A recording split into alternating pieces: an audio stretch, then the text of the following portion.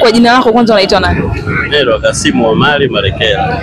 Sasa baba, katika maisha sasa hivi dunia ilivyo, unakuta vijana ni wengi sana. Unakuta tukija kwa upande wetu sisi watoto wa kike na wengine wa kiume, tukisema kwa kiume sawa wanapambana kivyao, si ndio? Tukija kwa watoto wa kike sisi unakuta mtoto anatoka kwa wazazi wake.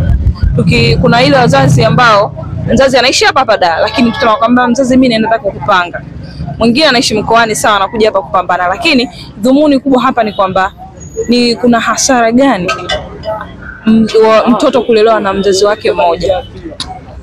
Hasara ipo kubwa tu. Ndio nazitaka sasa hizo hasara. Maana kwa watu wawili tofauti, na maana kuna uongozaji wa mwanamke na kuna uongozaji wa mwanaume. Na maana baba ana sheria zake na taratibu zake na mama zikiunganika zote pamoja zinamjengea mtoto uwezo wewe mwenyewe. Lakini kutokana na sasa hivi maisha ya spidi na utandawazi na kufuata tamaduni za magharibi, tunaacha za kwetu, ndio haya tunayoyaona. Kwa hiyo sasa hakuna namna, sababu dunia ishakuwa hivyo, huwezi kuibadilisha kwa irudisha tena nyuma. Sababu dunia sasa ipo kwenye kutafuta. Mtu anashindwa kujali mwanawe, anashindwa kujali maisha ya baadaye, anachojali yeye maendeleo tu.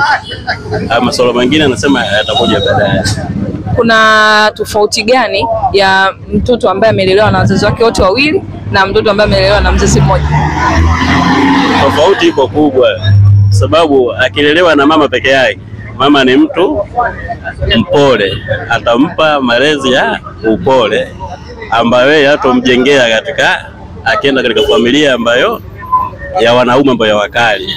Lakini akipata sehemu zote mbili, atapata uwezo yeye mwenyewe kumbe baba huyu anarudi, huyu anakuwa hata kama mambo alikuwa anayafanya na mama basi anayaacha. Kwa hiyo anapoendelea kukua naye anasoma, anajua kabisa kumbe hivi na hivi. Sasa hili swala kuwa peke yake au kuwa kwa bibi tunasema, sababu kutokana na peleka sasa hivi mtu mmoja hawezi kumlea mtoto, sababu anakuwa na changamoto zake. Atakuwa anapata malezi matatu, maana bibi na mama na baba kwa mbali. Sio maana kwa lazima kuna vitu vitakuwa vinampita, sababu hata adhabu za viboko nazo zinasaidia. Lakini sasa hivi unakuta mzazi anakuambia mimi sitaki.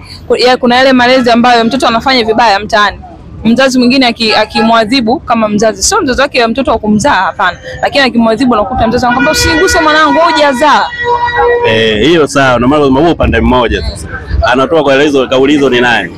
Sio baba wewe, huyo atakuwa ni mama. Lakini akienda kwa baba, bwana mwanangu mimi mwizi, lazima atamuita mwanawe, bwana kwa mwezi bwana nitalifanyia kazi ile swala. Lakini akiwa mama mtupu, bwana mwanangu mnamuongopea, kwa ndo anazidi kufanya nini? Kumpotea. Kwa kwamba ni wakina mama wengi wana tabia hii. Wana tabia ya huruma, kwa sababu ndio wanaamini wao ndio wamezaa na wao ndio wana uchungu naye. Wanaweza kumtetea vitu, wanajua yeye mwenyewe anamjenga, kumbe ndio anampotosha. Lakini kuna ule msemo wa kusema kwamba mtoto wa mwenzia ni kama wako wako. Hiyo ilikuwa zamani. Hizo tunasema hizo mesali au na mesali hizo zilitungwa miaka mingi iliyopita. Sio, umeelewa maana? Kwa mfano leo hii mimi sio dereva bajaji hapa. Sasa kulikuwa na mtoto hapa tunamsaidiaga. Ana hela shule, ana nini, tunamsaidia, tunampakia hapa, tunampeleka hapa kurudisha nyumbani. Siku kama mwanaetu, siku ikatokea bahati mbaya akajigonga katika bajaji hii. Basi akaja mama yake hapa. Akasema mimi sina akili kama mimi kusokuta kumpa hela huyu. Nyinyi mmembeba nilikwambieni au nilikutupeni kazi hiyo? Sasa kwa tatizo sawa mama, au hivi ngoje tuambie, sio unajua kama huyu kama mwanetu au hivi. Kumbe kama tunachukulia hivyo basi tutamwacha aendelee tu na pilika zake. Alipoumia gharama yake shilingi ngapi tukamtibia na kumtibia hapa, tukampa mama yule. Basi wakati huo mko mnamsaidia. Tunamsaidia kama mwanetu. Sasa alipopata matatizo yule mama ndo kaja kupigia jua. Umeona? Kwa sasa anatujengea sisi chuki, sasa tuanze kuwachukia hata hawa. Ina maana kumbe hata sisi tunachokifanya kile ni hakina maana. Ndio hivyo. Basi kuanzia leo tunamwachia mwenyewe. Ndio hiyo kauli sasa inapopotea taratibu. Ndio umeelewa? Ndio maana hata kesho ukimkuta mtoto kama wewe unafanya kosa, ukimpiga au ukimchapa kidogo kumwadhibu, basi mama yake atakuja juu. Wewe kesho utarudia hata kama wewe dada, utarudia kufanya kitu kama hicho, ndipo unapoacha. ndio kinapokujaga pale kila mtu na maisha mwanawe na maana na maisha yake, na misemo pale inakuja kubadilika. Kwa sasa hivi hakuna tena kumlea mtoto wa mwenzi. Sasa hivi kwanza wao wenyewe ukiwaambia kama wewe mtoto hawataki, wale waliokuwa wengi.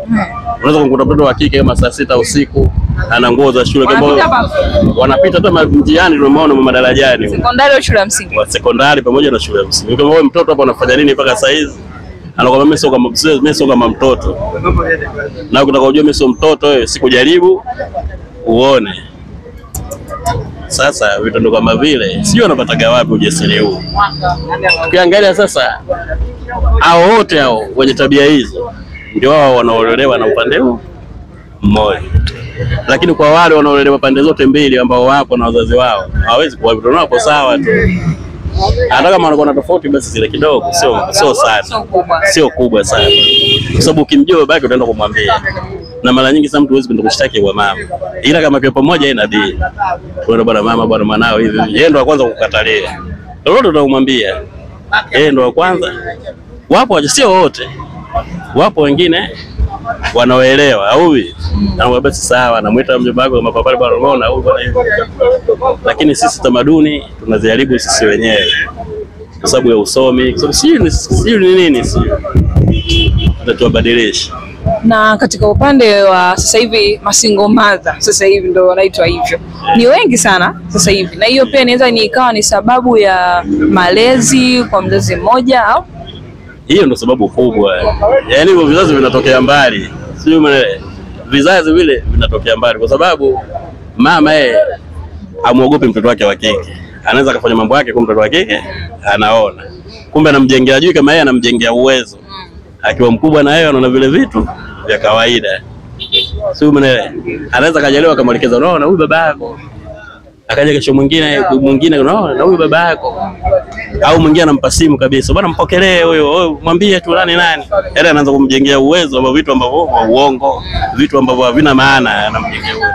Ambaye mzazi wa kiume hawezi kumruhusu mwanawe mtoto wake afanye vitu kama hivyo. Hata kama yeye anafanya, lakini hawezi kumwachia wale. Hata simu hawezi kati ya mama na baba, mtoto anakimbia sana simu mama. Ila wengi sana sasa hivi unakuta mzazi mtoto wa miaka 11, 12 na kuendelea kwa anatumia simu. Hilo liko sawa. So miaka 11, 12. Yaani sasa wanaanzia mpaka miaka 6. Huko kote mbali. Kwa sababu kuna shule moja hapa Pandamoyo nilikuta mwalimu wa form 1 hao. Pandamoyo? Pandamoyo. Mwalimu anafundisha simu huko inaita darasani. Kutajana itabidi mulisa ipite zile fimbo mchujo wa kawaida. Basi wakaanza kutajana watoto. Wakakuta baadhi zao kukuta na simu tena smartphone. Na hazina mauzuri mazuri labda simu zenyewe. Na wengine wanasema huyu anaacha nje. Huyu anaacha chaji, huyu bwana anaacha hivi, huyu anaacha hivi. Mtoto mdogo wa miaka 11 kahifadhi namba zaidi ya 4 kichwani kwake anazo. Sio namba za mzazi. Sio namba za mzazi. Umeona? Sasa ndio sisi tunapelekea ni pabaya zaidi. Sasa hapo watoto sasa wanaathirika vipi kihisia wakishaona wazazi wamegombana na wameshatengana? Watoto asali zao kwa pale hawezi kuziona, ila atapofikia umri sasa kujitambua mpaka atapofikia miaka 18. Akifika miaka 18 sasa ndo anaanza kujitambua na kuoji inakuwa ngumu kwa sababu ashaambiwa kabisa mimi ndo babako. Na anammezesha sumu hata mzazi wake. Bwana babako amekataa, sitaki hata kumuone. Sitaki hata ufanyeje. Yaani afanye hata ukote makopo. Yaani afanye hata ufanye jambo lolote kulikoni kuonana na mtoto. Lakini sasa hivi watoto wengi unakuta amelelewa na mzazi wake mmoja. Mwisho siku mtoto akishakuwa amejitambua, anamtafuta mzazi wake. Hiyo ndio sasa baada akishafika miaka ya 18. Lakini sasa kutoka katika hali alipojitambua sasa anaanza maisha mapya tofauti na yule ambaye alotoka nayo mdogo mpaka pale alipofikia. Yaani mtu aloanza miaka 3 kwa wazazi na baba na mama mpaka anafika miaka 18 anajitambua tofauti na yule ambaye anaanza miaka 18 ndio anaanza kumjua baba yuko wapi, mama yuko wapi, kwa sababu gani, kwa nini vipi. Sasa baba ampe naye awe na busara. Kama ana busara naye ndo anamwambia bwana mume wangu nimemwacha kwa sababu nimefumana naye. Kwa sababu wana wengine nao sio kama wote ambao wako sahihi. Na yeye ana hasira zake au hisia zake anampa nani? Mwanawe. ndio anamzidi sasa kumtia sumu, maana hata yeye anashindwa afanyeje kati ya baba upande gani au mama.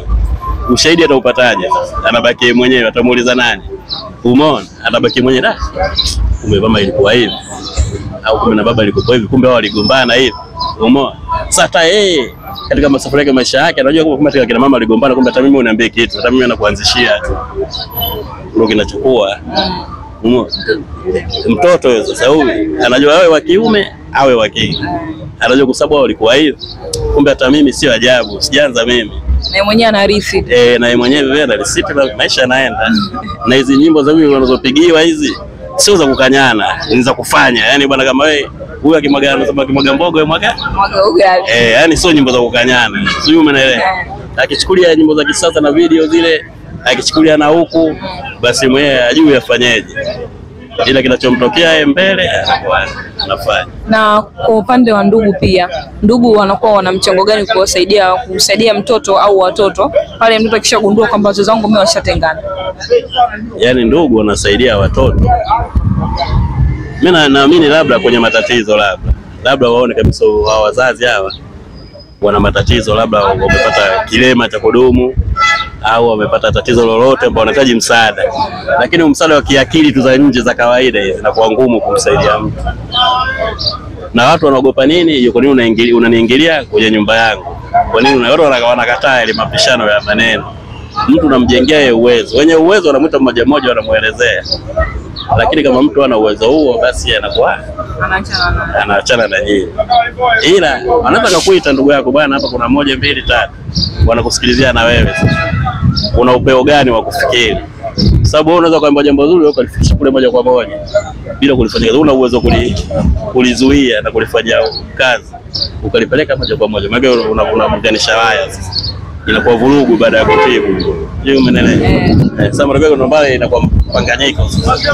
Lakini unakuta kuna ndugu wanakuja kugundua kwamba huyu mtoto ndo mwenye mali. Sawa, mtoto wataenda kumhudumia kwenye matatizo. Ila akishagundua kwamba mtoto anamerithishwa mali, ndugu wale ambao sasa wanaanza kujisogeza kwa sababu wanajua mwisho wa siku sisi mali wakimdanganya mtoto atachukua. Ndio hiyo. Wanadamu wa sasa hivi tofauti na wa zamani. Sasa hivi mtu anafanya kitu kwa faida. Mawili, kwanza wanaigiza tabia. Hata yule anaolewa hivi. Anaoea anaigiza pale sio tabia, sio hali yake halisi anayoishi. Ila anajiigiza ile tabia kwa sababu kaona mali. Mimi hapo bana nataka mimi mali. Kama anajifanya mstaarabu atajifanya mstaarabu, akijifanya nini anajifanya chochote. Umeona? Akifanikiwa anaendelea nayo, asipofanikiwa lengo lake kwenye mali. Umeona? Sasa sababu huyu ana nyumba huyu, nikizaa mtoto hapa atafaidika na hii nyumba. Sio umeelewa? Sasa anapofanya hivyo, mimi nikizaa mtoto akishagundua kumbe nyumba anakaa kumbe sio yake, ni ya familia. Tena kumbe lengo kumbe mimi nimekosea tu hapa. Anaanzisha zile tabia tena kutafuta mazingira mengine mbele, na yule mtoto anamwacha. Na yule mtoto anamwacha, atamwacha pale kwa sababu kuna nyumba. Na pengine kama hamna mali anaweza akaondoka hata naye vile vile. Akaenda kumpeleka kwa usiku wa bibi, si kwa nani. Inawezekana yote. Sawa. Kwa hiyo na tukiingia katika upande wa mawasiliano, wazazi ambao wametengana inabidi wawasiliane vipi kujua maendeleo ya mtoto au watoto wao? Kwa sasa hivi bwana, kwa mawasiliano hakuna, kwa sababu wanaachana kwa ubaya. Hawaachane vizuri.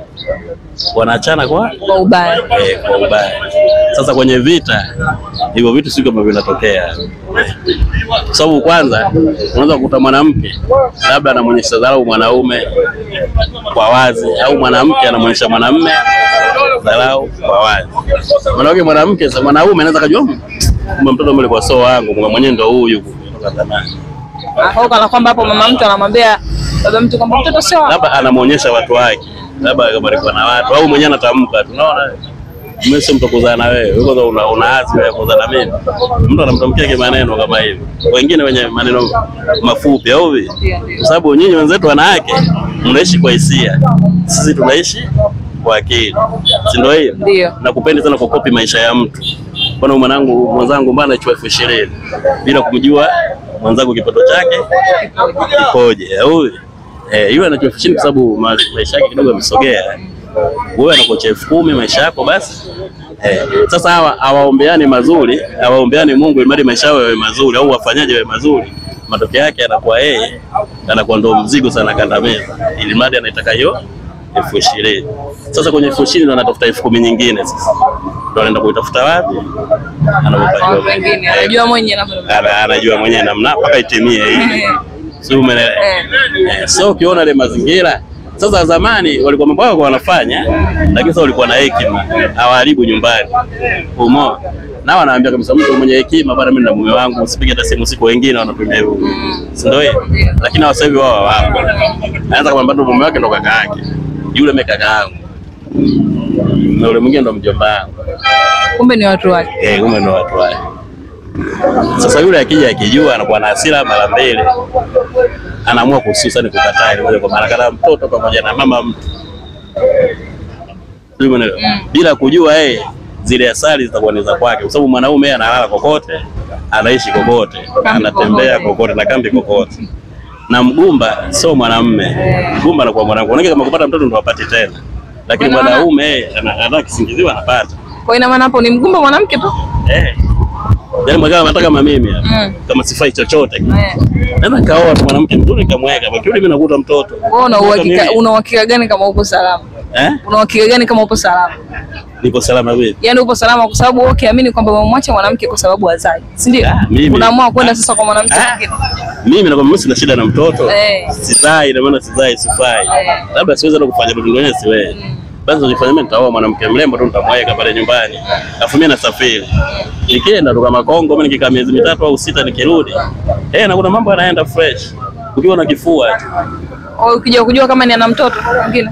Kama mimi nimelizia, shida yangu ni mtoto. Basi. Shida yako mtoto akiwa amezaa na mwanaume mwingine? Na sio makubaliano. Sio makubaliano, unaulizika. Yaani sio makubaliano, mkuta mke wako ana mtoto wa mwanaume mwingine. Ana mimba, unaambia wewe ana mimba? Alafu wewe umeangalia ushahidi una? Utafanyaje? Mwenyewe umeona mambo yenyewe hapo. Mwenyewe kwako mwana mambo haya. Usijijua mambo yako, utafanyaje? Sasa kama ndangu kama mke wako utafanyaje? Kama ndo mke wako utafanyaje?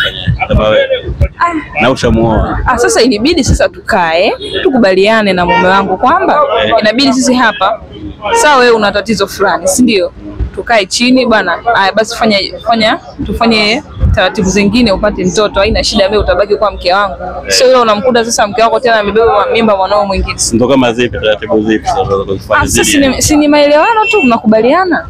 Ndio akafanya hivyo au akafanya. Yaani mnakubaliana kwamba sawa mke wangu umebeba tufanye, kwa sababu kuna vipimo vya kusema kwamba mwanamke anaenda kupandikiza. Si ndio? Aenda kubeba mimba, sasa mmekubaliana bwana, sisi mtoto akizaa ni wa nani? Ni wa kwangu mimi, yule mtu ambaye amehusika mnamlipa gharama zake. Hizo ndo tamaduni hizo sasa tunasema ndo za wenzetu. Sisi hatuwezi. Sababu siku mkikorofishana kidogo, yeye ndo wa kwanza kukwambia hivi. Kwani wa kwako huyu? Au kimpiga au kimkanya kwa mikono wa kwako. Ukanyana hapa. Wewe ukimkanya kama mwanao sasa. Yeye ndo anakuambia usimpige mimi ndo uchungu naye. Wewe wa kwako wewe. Kama ulitoa ile 500,000 yako 600,000, basi mimi nitakurudishia nayo. Uso wako. Sawa. Kwa kumalizia kabisa, mtoto ni anaweza akawa ni kiungo ambaye anaweza akarudisha wazazi wake kwa pamoja. Inawezekana. Na wengi katika kuanzia mwaka 2000 kwenda huko tunapokwenda nako, familia nyingi zinarudishwa na watoto. Kivipi? Mtoto kwa sababu kwanza elimu inasambaa na wanaanza kuelewa. Umeona? Watoto watu kurupuka kwanza. Watachukua huku na huku, wataelewa sababu, wataelewa vizuri. Mwana atajua afanye. Sababu tunasikia kama hata kina Diamond wasanii wakubwa sio waonesha wazazi wao mpaka leo wapo. Kwa sababu ya kwa wao. Umeona? Na matatizo yao kina mama na nyendo mnayo mengi. Kifano kama sisi leo hii hapa tumesema hapa. Tumeone unani huyu? Baba yetu. Nani huyu? Baba Samia au? Baba sio mama tunamjua. Baba mbona tumjua? Kwa sababu gani? Sasa yeye anajua yeye sasa. Anajua yeye. Kwa nini nasema unaona wote bwana, huyu bwana mama Janeti Magufuli, huyu bwana mama nani au mbona yule tumuoa? Kisu mnachonyeza, huyu unamtupa. Umeona, uweke wazi kama unavyoenda wanaume vile vile tunaenda vile vile. Au sasa ndo kama yale. Sababu anakubali unyonge, bali mambo yapata yaende. Ndio hivyo inavyokuwa. Sawa sawa, asante sana. Bwana, shukrani na nyinyi.